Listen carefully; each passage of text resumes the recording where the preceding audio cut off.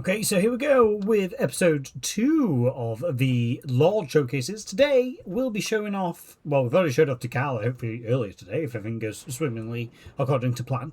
And now we'll be showing off Aislinn, Sea Lord Aislinn.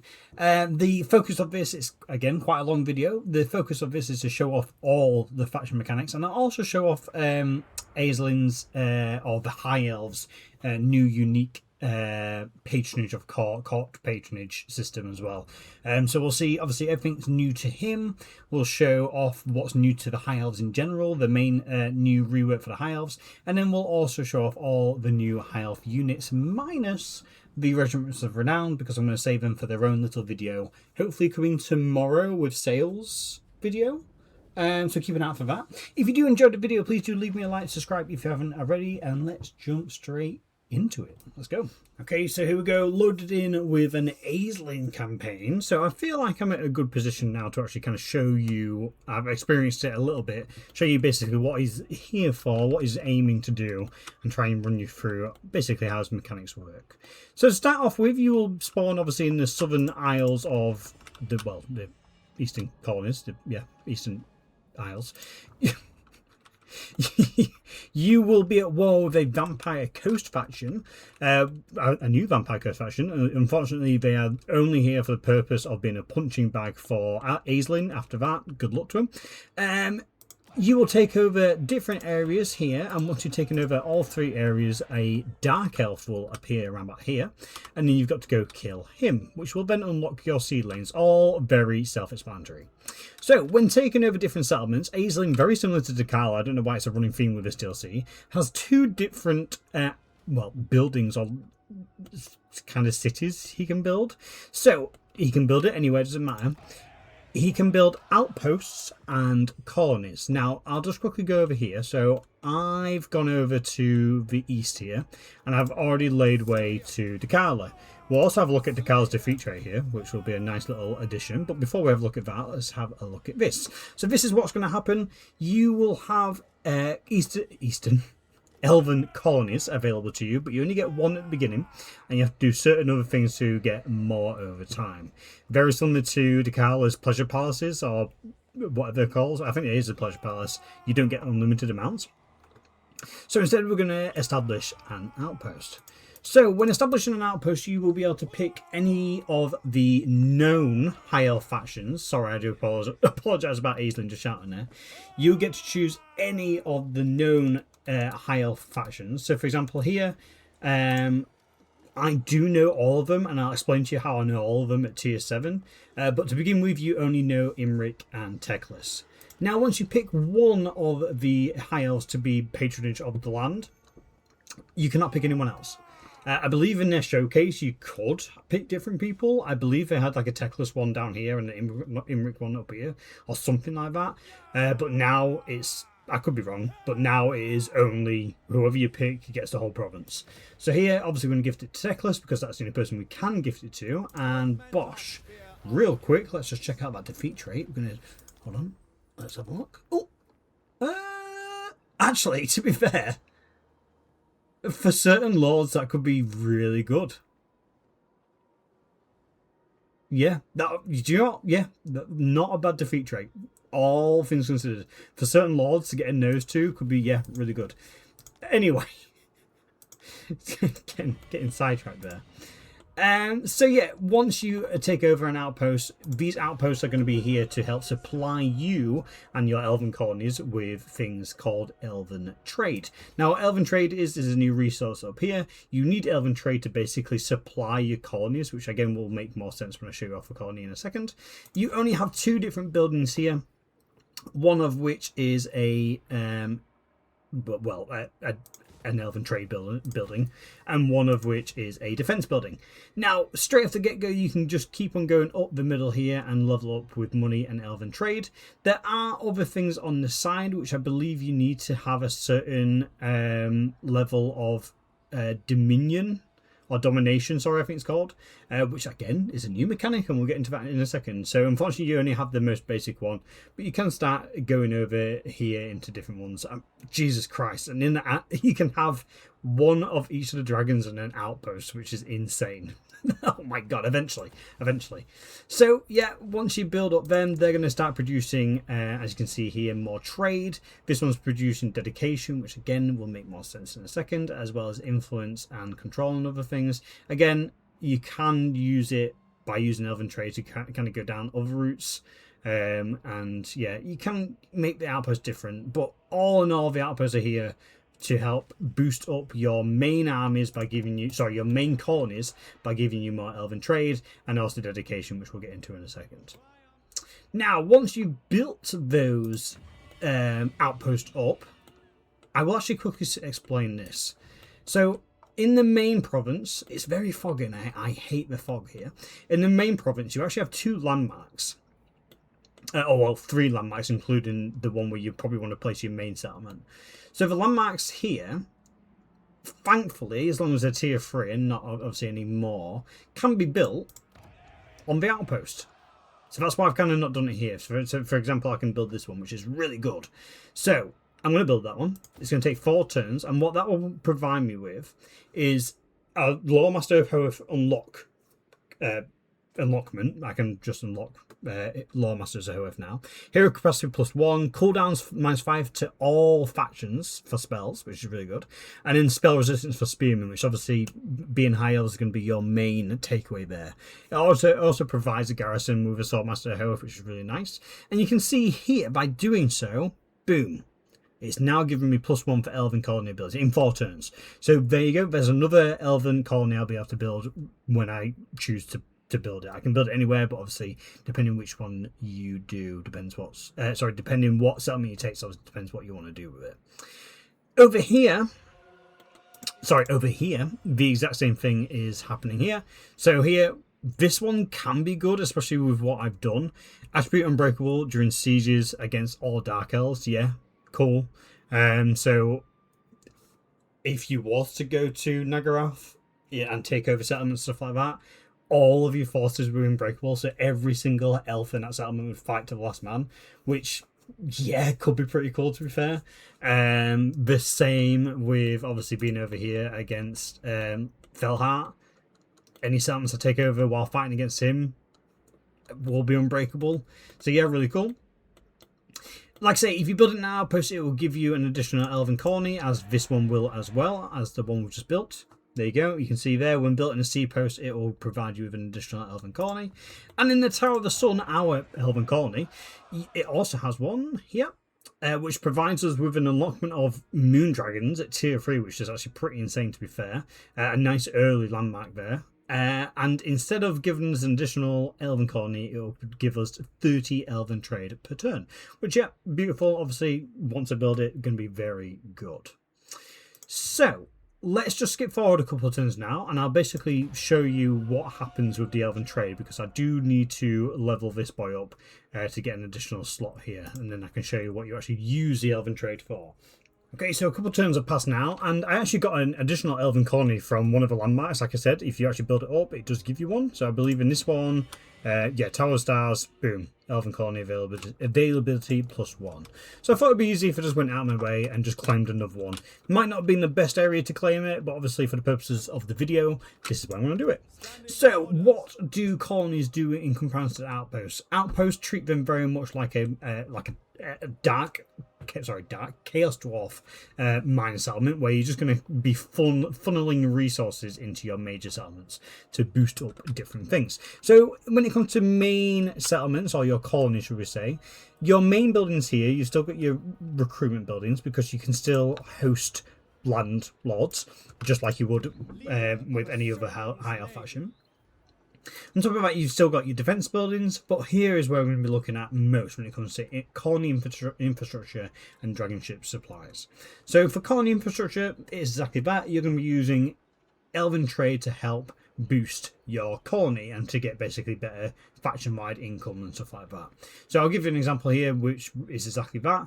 So over time, as you build up your Elven Colony and obviously build up your infrastructure at tier 3 here, it will unlock technology. So do take into account technology, for whatever reason, is annoyingly locked behind Buildings, I thought it was moving away from that. Unfortunately, it seems like it's not.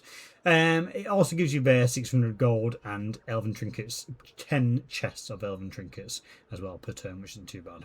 When you are above 50 control, it will also give you an additional 200 trade. And to build that, 200 trade, 200 gold. And to build that, you need 3,000 gold and 300 elven trade. So that's kind of what you're doing there. You're getting elven trade to help better facilitate your elven colonies, which are few and far between. Now, your main focus outside of colony infrastructure will be dragon ship supplies. Dragon ship supplies will be your main focus point to actually building, would you believe, buildings on your dragon ships. Crazy, I know. So, the continuation goes on. Over here, we've got the Maritime Trade Hall, and what you can do here is spend 1,000 gold and 100 elven trade to basically trade dragon ships out for elven trade in. It does give you a little bit of income as well, but that's a general rule of thumb. On top of that, there are other buildings you can build into. I'm not going to cover them all, but general rule of thumb is this side will give you more money, but will cost you more elven trade. It also unlocks the mist mage for whatever reason. They're here. But yeah, so more money, some dragon ship supplies, and the unlockment of a mist mage, but for 500 elven trade per turn. Or you can unlock this one eventually through the domination mechanic, or the dedication mechanic, which I'll cover in a second, for 400 maintenance costs. So it's going to cost you 400 gold to maintain it, which but gives you more dragon ships per turn for less elven trade. So it kind of depends which one you want. You could, I guess, quite confidently set up one elven colony in one line and set up the other in another line. This one is completely different. This one's built on surplus for recruitment. It still costs elven trade to build, but this one just gives you like a passive over time. For example, the max tier one there gives you 20 dragon supplies per turn. So that's a general rule of thumb there. So on paper, what's happening is you're taking over this outpost, giving the outpost to other high elf lords. Those high elf lords are doing their own thing. As you can see, Teclis is currently recruiting an army here. Inside those outposts, you can still build some buildings, which are going to give you mainly dedication and elven trade. That elven trade will then be funneled into your colonies, which you will then dedicate to boosting your economy or building dragon ship supplies. Boom. Lo and behold, that is what we are doing. Nice and simple, or maybe not. Moving on to the other mechanic then, so Aislinn has, is this, Asur Domination. So, looks confusing, I assure you it is. So there are, basically it's the same panel, but the top panel doesn't really have any effect on the bottom panel. We'll cover the top bit to begin with. So you've got colony dedication, outpost dedication, and dragon ship dedication. Obviously, these three areas are your main focus points for Aislinn's campaign. Building elven colonies, building outposts, and building dragon ships. You have 8 bubbles down each side of your outposts, outside of your dedications, which all give different effects. So as you can see here, this one, for example, gives income from ports plus 20 and unlocks construction of a Seafarers Guild Hall, which I believe is part of the dragon ship supply. So this could be a pretty good one to get, which helps boost your colony dedication. You can see here it says 0 out of 6, and over here it says 1 out of 6. I'll explain that in a second. So 0 out of 6, I believe you can only do 6 initiatives, so be careful, be a little bit choosy as to which one you do, because obviously if you don't, you might not be able to do all 8. I've not been able to test it, and to be able to test it, I'm going to have to play the game for a considerable amount of time. I haven't had early access that long, so unfortunately I'm not going to be able to do that, because it will take genuinely hours upon hours, of which I don't have. When you do get different initiatives though, your bar here will start to slowly fill up. As you can see here, I've got a single wave, and each bar or segment here will give you additional bonuses to your campaign. It's primarily based around whatever dedication it is in. So for example here, this will give you more bonuses to colonies, or at least colony themed construction, for example. Dragon ship supplies, which nice, again passive, and another elven colony availability. Level 2 on all dedications will give you access to a additional dragon ship lord, of which you can only have 5, so take that into account. Level 2 gets you a dragon ship lord. To do that, you need 4 of these initiatives, so 2, 4, And in 6, obviously, you've already got a dragon ship, so you're going to get better benefits. Dragon ship supplies there. That applies across the board. So, for example, here, Elven trade instead of dragon ship supplies. But then the additional lord, and then tier 3 will give you even more elven trade, but actually give you another colony, which, yeah, great. And then the same here, level 2, another dragon ship, but level 3 will give you dragon ship crew growth, as well as another elven colony, which is lovely jubbly. Now, when it comes to actually picking initiatives, one of the ones I would definitely recommend as early as possible is this one, because this one does make all your armies a little bit more expensive, but does bring up their physical resistance, but instantly allows you to recruit an additional dragon ship lord. So straight off the get-go, that's one of your 5 there. Obviously, including Aislinn, that's 2 of your 5. Beautiful, lovely, jubbly. And already we're 1 out of 2 through to get in this one, which is absolutely gorgeous.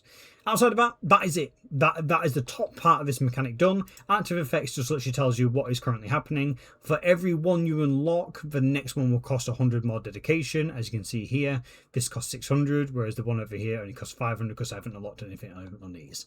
That is it. Simple pimple. You get your dedication from buildings on here, I believe. Somewhere. Oh yeah, there you go. So you get it for your main buildings there. So for example, seat of the Sea Lord plus 20 dedication per turn. I can upgrade that to get even more dedication per turn. So that's where you get your dedication from there. Now the other side of the Asur domination is this. Strap in. So when you unlock different outposts, you obviously dedicate them to certain lords. So I've dedicated 3 to Teclis and 2 to Imric. As you can see here, there's 3 kind of like glass baubles along each one of the lords, and what that will do is allow you to get certain bonuses. So I've already done this, just kind of testing it out, and now I have to wait 8 turns. But to unlock these baubles, you have to donate a certain amount of outposts. So for the first one, it is only 2 outposts. So Imric, I can consult with Imric, and I can consult with Teclis. The others I cannot consult with because I have not actually given him any outposts. So from Tyrion, which is a special circumstance, I'll explain that in a second. So as you progress, and so for example, if we used to pick Imric, all these benefits will come up in a dilemma when I consult leaders. So in 8 turns, I'll be able to consult leaders, and if I have all of these unlocked, so if I've dedicated 10 outposts to him, 4 different dilemma choices will pop up. So the first one is going to be XP, and that will be XP pretty much across the board, but they'll be for different units to take into account what that's for. And you can see there, that's only for 3 turns. So 3 turns of better experience. If you're expecting to get into battles a lot, it could be good. Second one is 2 different equipment, and that is across the board. Everyone will give you 2 different equipment for 1,000 gold. So again, could be worthwhile if it's something you're after. However, they seem pretty shocking. That doesn't actually seem too bad. The third one is like a good bonus to your armies, and this one allows all lords and heroes instantly replenish their action points. So make sure you do your move first and then consult leaders with Imric here to unlock that. And this buff here, the Dragon Sight, will buff your armies for 8 turns, which is pretty good. And then the last one here, Request of Dragon's Rage, Imric's Champions. This gives Perfect Vigor for Dragon Prince units and Devastating Flanker for Dragon Prince units indefinitely for 1,000 dedication, and that is across the board for all of them. So this actually gives you like a reason, should we say, to actually level up a certain lord depending on what kind of playstyle you want to go through. Because for example, here we go, Alfarians will give you immune to flanking and Vanguard deployment for Silverguard. Beautiful. Teclises will give you missile block chance and charge reflection for Swords of Hueth. Great. Alphanar will give you, I think it's actually pretty naughty, Strider and Snipe for Shadow Warrior units. Cool. Elariel will give you Woodsman and Vanguard deployment for Sisters of Avalon. Cool. And then Teclis, I think, actually gives you 3 different ones.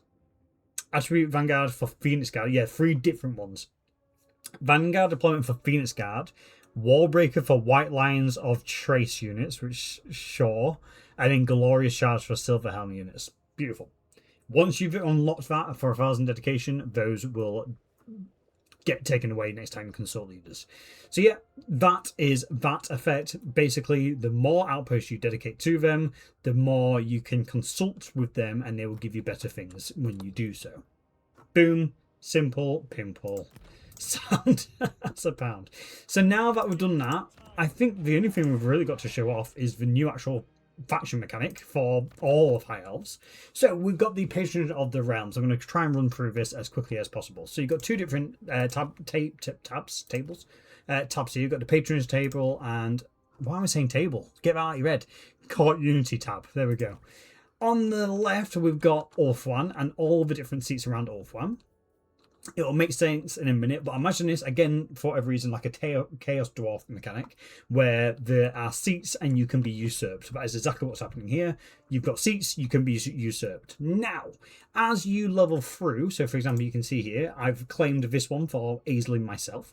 I get Favourite of the Phoenix King +1 per turn, and then it gives you bonuses. Now everything gives you Phoenix King favor, and then each seat will give you different bonuses. To level them up to tier 2, which will give me even more bonuses, I need 100 influence, which is fine. Obviously you get that over time, you build it up quite nicely with High Elves, so yeah, you build it up. Once you hit level 3, it will become immune to being usurped. So then you can move your lord to a different seat and start claiming it. I don't believe they can do it. I think it is just for you. They could probably level it up, but I don't think for a second they'd be able to block it off from you usurping them. It'd be very anti-player if that was the case. Of course, being High Elves, you're a little bit more diplomatic than the Chaos Dwarves, so you will actually get told that you're about to be usurped, and this is what I've just done here. So I paid 100 influence here instead of leveling up to actually block someone usurping me.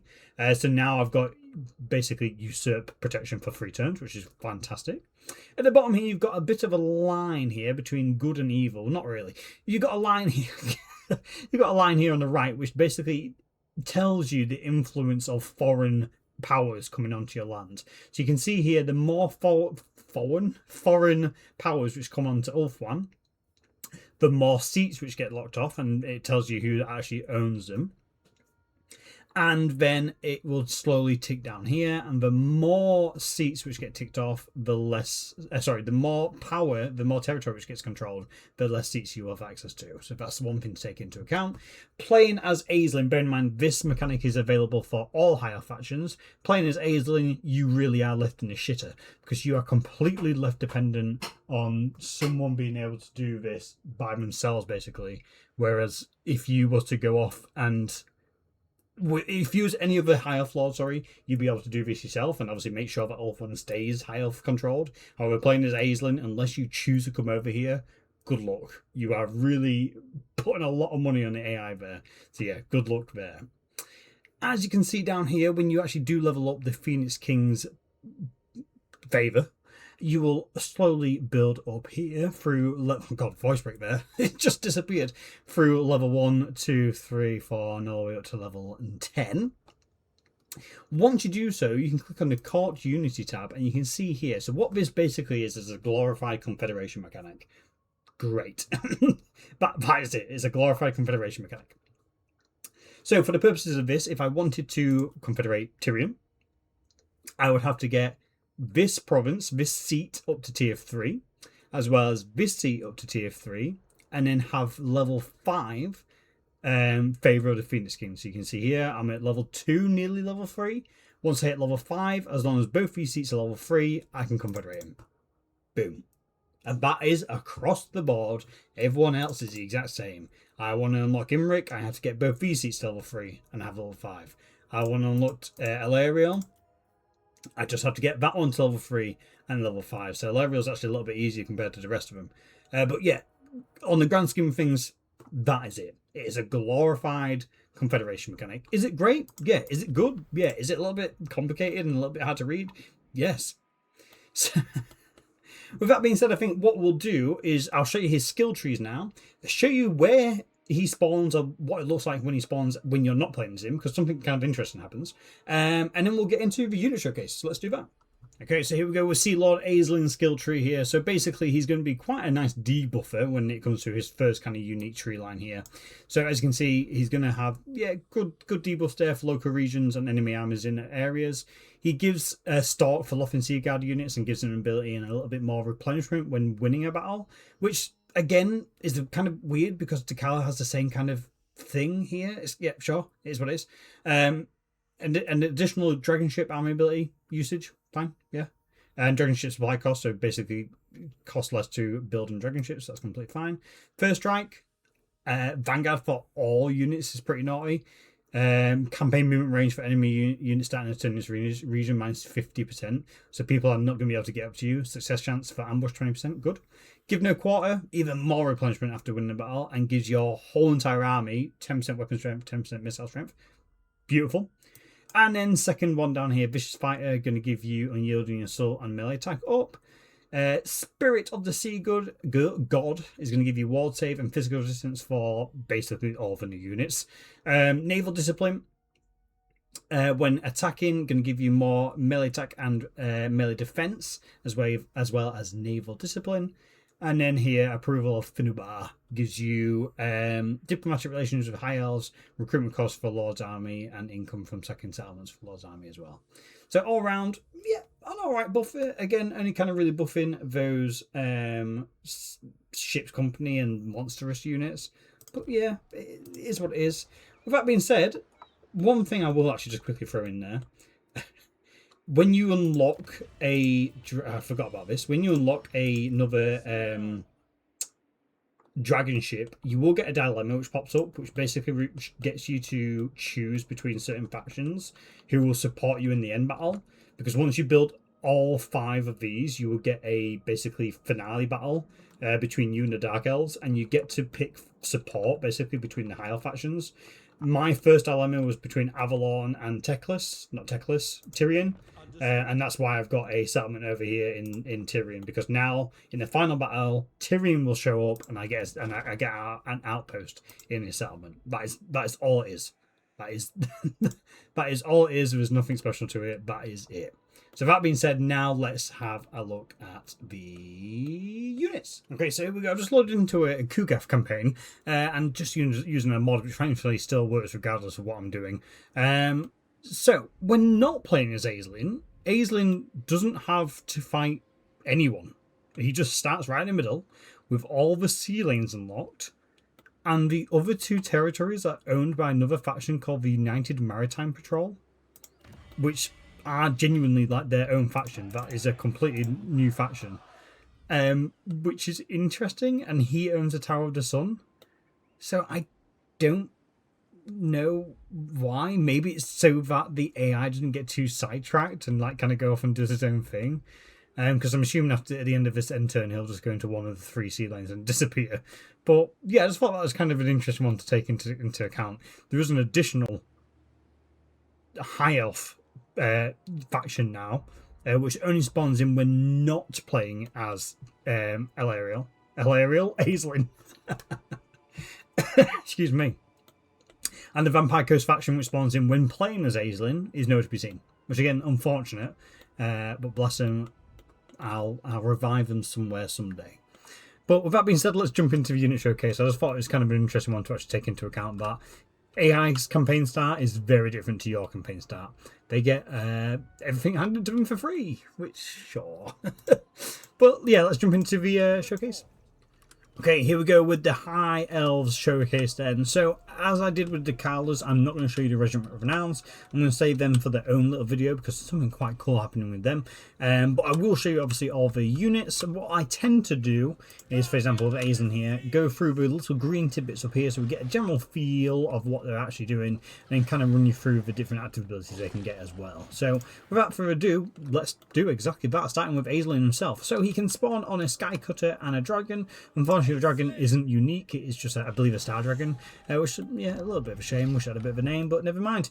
So, have a look at his stats then. He is Armoured, Anti-Infantry, he is a Melee Expert, and Aquatic. Stats not looking too bad with the bonus for his infantry there for his weapons, and then when it comes to his active abilities, he's got the 2 generic ones there, Foe Seeker and Stand Your Ground. He also has Master of Mists, which affects all allies in range and gives them absolute ridiculous buffs there. Range, AP damage and missile damage reload skills to basically really bust any range units. That's really good. And then he's also got Iron-Handed Captain as well, which rallies a unit if it's broken. So if something's fleeing from the battlefield, you can actually rally it, which I think is the first time we've seen this effect, which is really cool, and gives them 100 leadership. So if you've got something fleeing, or if you've got something which you just want to hold the line, that's great. Duration 42 seconds, by the way. Ridiculous. So yeah, really cool Aislinn there. Moving on to your generic Lord now then, we've got the Sea Helm. He again has two different mount options. You'll come to notice the main mount option is going to be the Sky Cutter. Fine. And also a Great Eagle there, looking very, very nice there. The Sea Helm looks glorious anyway. The kind of patterning on the shield is beautiful. I believe that's like a sea elemental coming out there. Yeah, looks fantastic. So nice. So having a look at stats then, he is armoured and shielded, anti-large, charge defense against large foes, and aquatic. Obviously really good lord for a anti-large and, yeah, heavily armoured. Shield as well. Have a look at his stats then. Yeah, exactly that. He's got good stats, well, good leadership, weapon strength, all right, but you can see there his main attribute there is going to be holding the line more so than dishing out damage. So yeah, a good lord to kind of hold the line as much as he can. On top of all the different kind of passive abilities he's also got standing ground and Quicksilver Strike, which gives him a bonus 50% to weapon damage, AP damage, and melee attack as well. So that is quite naughty. For 29 seconds is a weird one. 29 seconds instead of like 30, that just stresses me out. But yeah, there you go, a nice lord there, obviously accompanying with that anti-large is great. Moving on to your legendary hero now, we've got Cradrian is how I'm going to say it, Cradrian. He doesn't have any voice lines because he's taken the oath of silence, but he does have 4 mount options, or at least 3 mount options on himself. One of which, do you see that when he's swinging his, I don't know what that is. I hope that gets fixed. That looks horrendous. Look at that. Like leaves like a animation below and he's doing it. That's so weird. The eagle does have its own name, so that is a unique eagle, which is lovely jubbly. I'm glad to see it. And he does have a chariot and a just normal horse he can ride on as well. Look at that. I hope that's not intended. That looks horrendous. So he is anti-large. He is a melee expert, charge defense against all, and martial mastery. Again, for a hero, very good obviously to get in there, and for the anti-large and stuff like that. Looking at his stats, yeah, good stats. Again, the common theme we've seen so far, these boys are going to be able to hold the line more so than dish out damage, but all around, yeah, it is what it is, not too bad. Flame attacks on his weapons, bonus for his large and AP, so good AP as well if you're going up against large armoured units. Have a look at active abilities then. So he's got the Colossal Strike, which is obviously just an normal one. He's also got Feint and Riposte, which gives him physical resistance, melee attack, and melee defense, which is, yeah, really good. Boost up basically is a lot of his main stats there, which is great. Captain of Phoenix Guard, which gives any ally, as long as the enter size is small and not a lord or hero, health regeneration and physical resistance, which, yeah, great, cool. Obviously, he's part of the Phoenix Guard, or like one of the main boys in the Phoenix Guard. Look at that lovely blonde hair. So he does also buff in his skill tree the Phoenix Guard as well, so take into account for that. But yeah, cool. And then the Phoenix Blade there as well, which imbues his weapon with flammable, but it already is flammable, and gives a bonus there to base weapon damage, AP damage, and bonus for his large. So basically boosts up all his main aggressive stats and sets his weapon on fire again. Sure, Cradrian's perfect though. Moving on to your other generic hero, we've got the Mist Mage. He comes with just a trait, spellcaster. Do not get him into melee. I mean, maybe on the Eagle, obviously he'll be a little bit more hardy, and the Sky Cutter, again, because every lord's got the Sky Cutter, or hero's got the Sky Cutter. The stats obviously are a lot better, but generally speaking, just don't get him into melee. Looking at the stats then, yeah, alright, he's got the Nullstone here, active ability, which silences people, but can also silence allies as well. So you need to be careful with the Nullstone, because, yeah, you can do that to yourself. You don't want to silence yourself, so yeah, just be careful where obviously you're doing that with. But when you activate it, it's around you, by the way. So, yeah, just take into account that's going to completely stop everyone from doing magic.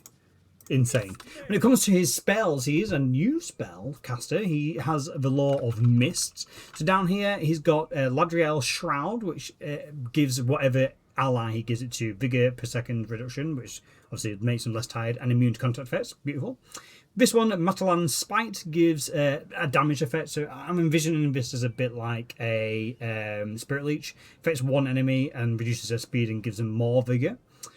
Walk between worlds gives a unit's bonus speed, physical resistance, and strider. So obviously something really cool for getting in or out of battle, or getting across land quite quickly if you needed to.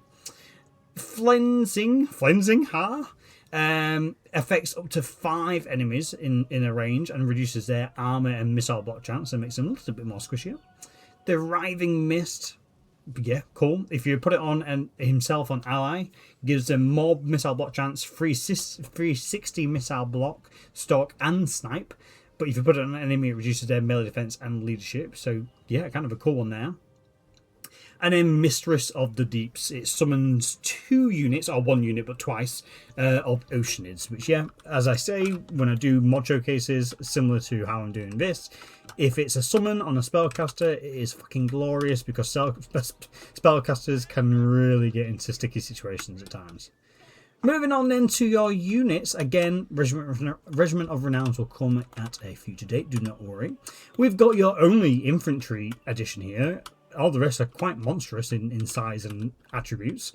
So these are your ship's company, your tier 1 ship company unit. They have an enter count of 120, aquatic and shielded. Looking at the stats, not too bad.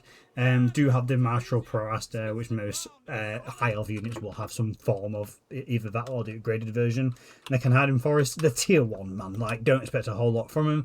They do get some nice buffs from Aislinn, but again, the tier 1, like, it's a nice addition, very similar to the Kislevite warriors. We don't really have any just like generic swordmen for the high elves, just like the Kislevite warriors, with the anti-large for Kislev. Nice. Moving on to, would you believe it, more Skycutters. There are actually 2 variations of Skycutters. I love this White Eagle, by the way, and looks like most of them are on this side. So we've got the Loffen Skycutters, which are just a normal variant, which gives them good range attack, magical range attack. Again, probably don't really want to get them into melee too quickly, but if they were, I think they do count a bit like a chariot. Yeah, there you go. So it does have strongest. This unit is strongest while in movement or charging. So yeah, keep it going, keep it moving. It's like a chariot if you was to get into melee, but definitely use it on its range for while you can. So it's got Reaver bows, fire while moving, flying, and obviously has that momentum attribute to it. However, one thing which I do think you will probably be upgrading it over pretty quickly is for this thing. This is flying artillery. So these are Loffen Skycutters with bolt throwers. So very similar. They fire while moving, flying, and momentum. Yeah, exactly the same. But they've got fucking artillery on the back of them, which are fucking hilarious. Look at that. And the range on that thing, 250 range, bonus fees large, and AP damage there. Absolutely great across the board. Fantastic. Obviously, you got your single shot, or you got your multi-round. These things, bearing in mind, they can fly, and they've got a speed of 90. I don't think I've ever seen an artillery unit have 90 speed. Don't get me wrong, in terms of like actual capabilities for artillery, they're one of the weakest because no explosives. But these things just being able to just fly around and do whatever the fuck they want as long as they're not contested in the air, insane. So these boys are going to be such a menace and such a, well, a boon if you're playing as a high elves to definitely use and make use of as much as you can. Character wise, model wise, absolutely beautiful. Love the eagles. The white eagles especially look beautiful. Moving on to your monstrous units now, because this is pretty much what you're here for. The Oceanids are your first monstrous unit. They come in all different kind of vessels, should we say, like different characteristics. Some of them look like eagles. This one looks like a seahorse, which looks cool. I do think modders will have an absolute blast with these, kind of reshaping them, refiguring them. Just the kind of way they move and stuff like that. I think modders are going to love these. Same with this boy, which we'll get into in a second. Have a look at stats then. So this is tier 3 with enter count 16. Anti-infantry, defender. Yeah, I can believe it. And aquatic. So defender, yeah, 55 defense, only 24 melee attack. No armor, but I bet their resistances are absolutely through the roof. Yeah, physical resistance there, 30. 20% missile resistance, 20% fire. They can cause fear. They are elemental, so they will just wither away instead of dying. Instead of fleeing, Strider, perfect vigor. So yeah, a really good kind of glass cannon unit is what I'm feeling with these boys. Aislinn can also upgrade them to make them unbreakable as well, so take into account that. Yeah, whatever the fuck he just said. Here we've got the sea elemental as he eats a horse. Let's just witness that moment. I don't know where this horse keeps on coming from. Obviously it's just an animation, but he keeps on pulling a horse out of his fucking ass every couple of seconds. Yeah, again, I really feel like models will have an absolute whale of a time, pun intended, with this boy. So he is tier 4 and to count of obviously just one himself. He is armor piercing melee, anti-infantry defender and aquatic. No armor because he's a fucking water demon. But strength wise, stats wise, looking absolutely glorious. Can these just move out of the way? I keep on tagging them by accident. So you're looking at stats, not too bad. 475 weapon strength with bonus to infantry and armor piercing there. Really good. Again, he's got the perfect vigor, strider, immune to contact effects. Physical resistance up there, missile, fire, siege tracker. What's this? Spit it up. Oh, interesting. So when he dies, he summons a unit of Oceanids. Sure. Oh no, not even when he dies. When he drops below 25% health, he summons that unit, and they explode on death, which is hilarious. So that's really cool. Bear in mind that's not a regiment renown, that's just him. And then just have an active ability here, the Riving Mist, which the Mist Mages also have, which gives him basically better defences or can give the enemy worse defences and less leadership, which is going to be good. Affects all enemies in range. If you was to get this boy in the middle, it would definitely obviously make him quite good at bringing down the enemy while doing so. And then moving on to this lovely boy, Clipping Tail boy. Look at him. He looks absolutely glorious. We've got the Merworm. Finally. He's been in the game for absolute donkeys swimming around the oceans, but we haven't actually had access to him until now. I believe he was in one battle or something, or was at least mentioned or seen in a battle, and then that was it. Vampire Coast, maybe, I can't remember. So looking at stats, he is tier 5 and to count of just himself, bless him, obviously. He is armor piercing, anti-large, which is good. There's a lot of anti-large here. Regeneration and aquatic, great. No sound, though. Interesting. Again, early access, things will probably change. Looking at his stats then, yeah, good stats. 700 weapon strength, bonus to large, AP, yeah, good. Causes terror, siege tracker, good resistances, wall breaker, abyssal cloak, which gives him missile block chance, 360 as well, bonus missile block chance just in general, as well as giving the enemy around him leadership debuff, which is good. This applies as long as his leadership is high and broken. Yeah, cool. Affects all enemies in range, and that regeneration is beautiful. The only problem is weakness to fire, right? Yeah. So be careful. Be careful against flammable units. But yeah, all round, absolutely beautiful. I'm hoping he's yawning there, not roaring, but I don't know. But yeah, there we go. That is the little contingency of High Elf Boys. I hope you did enjoy this video. As ever, please do check. Again, I'm signing it off like it's a fucking mod showcase. As ever, this DLC comes out on Thursday. This video should hopefully release on Tuesday if I do everything correct, which I think I should. And then, yeah, definitely go check it out. Definitely a good DLC. They've obviously put a lot of time into it, which we won't speak about. Keep an eye out for tomorrow, Wednesday, where we will be releasing a sale showcase, as well as another video a little bit later on showcasing all the regiments of renown. And then I think we're in a pretty good position to just get ready to stream on Thursday. So join us there as we'll be doing a Dakala playthrough and showing those Cathaeans a real schlong, serpent schlong, and what we can do with it. So without further ado, have a good rest of your night. If you did enjoy the video, subscribe if you haven't already, and I'll hopefully catch you in the next one.